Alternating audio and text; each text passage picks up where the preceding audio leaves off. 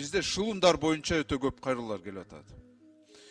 Мына азыр алардын доору болуп калдыбы, интернет аркылуу алар бир топ жарандарды алдап жүрүшөт. Керек болсо президенттин үйүнүн менен чыгарып, видео тасманы жаздырып, мына акцияны сатып атабыз деп, мен элге айтып атам, бул президент эч качан ошого барбайт, айтпайт, айткан жок андай. Бул дипфейк. Мына кече эле бир жаран ошол боюнча келген. Башка ушундай арыздар өтө көп. Менимче уже МВДде керек болсо тергөөчүлөрдү дагы үйрөтүш керек.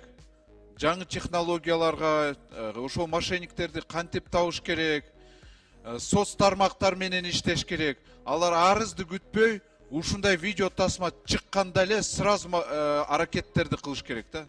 Жөн эле отурбай арыз качан түшөт, пострадавший качан болот дебей эле аракет алдын ала болуш керек. А бизде чилекке каршы арыздар түшкөндөн кийин бир топ эле жарандар уже акчаны бергенден кийин алар иштеп башташат. А уже кеч болуп калат да. Ошон үчүн суранат элем, тергөөчүлөрдү үйрөткүлөчү технологияларды.